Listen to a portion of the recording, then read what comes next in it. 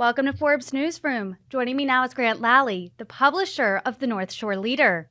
Grant, thank you so much for joining me today. Great to be on. Thank you. Of course. As we know, last month, the New York Times published an explosive investigation into New York Republican George Santos. But the Times wasn't the first publication to break the story. Your publication, the North Shore Leader, was.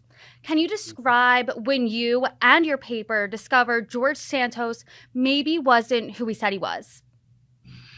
We picked him up pretty early as a fraud and a braggart and a liar, which you come across sometimes in politics. But he was off the scale. He was saying and doing things that were obviously not true.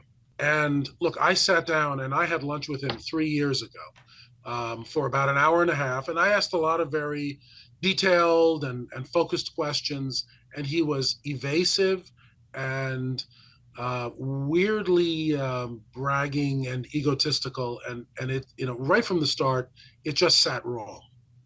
So your red flags definitely went up there, and the North Shore's managing editor, Maureen Daly, reported this.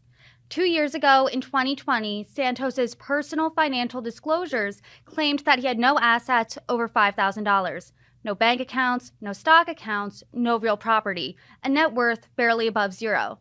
Now, in a filing dated September 6, 2022, Santos claims his assets are now as much as $11 million. So walk us through the paper's reporting process. How did you find out about these specific inconsistencies regarding his finances?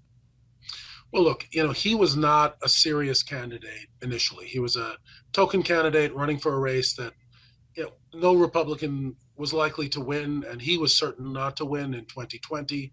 In 2022, it started out that way too. The New York legislature passed a highly gerrymandered map that made that congressional district completely non-competitive, a hardcore Democratic seat. But this was a bait and switch, really, or what might be called a reverse bait and switch. The New York's top court, the Court of Appeals, in June, just this past June, threw out the gerrymandered map, the Democrats' gerrymandered map, and wrote up a brand new map of their own, which made this district into a Republican district. But George Santos was already the nominee. And it was really only then that people started taking him seriously and saying, whoa, this guy, is in a district he could win.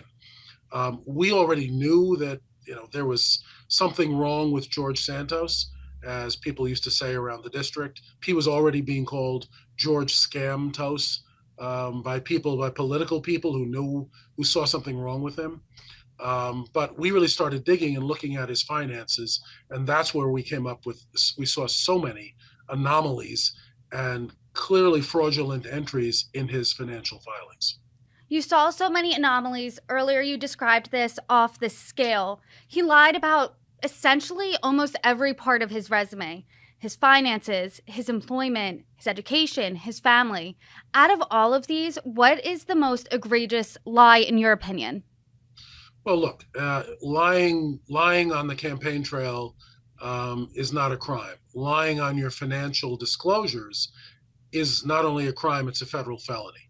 And based on on our review of his financial filings, both his personal filings and his FEC election filings, I mean, he's made hundreds of fraudulent representations. I mean, each one of those could get him 5 years in prison.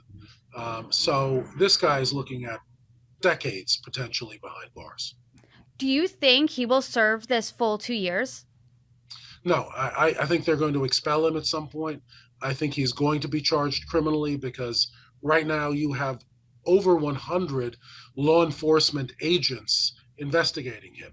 FBI, Department of Justice, New York State Attorney General, Nassau County District Attorney, Queens County District Attorney. I mean, when you have that many police investigators looking into your background, and you're somebody like George Santos, who is a sociopath and a pathological liar, they're going to find things very quickly, and they're going to be able to package criminal charges very quickly.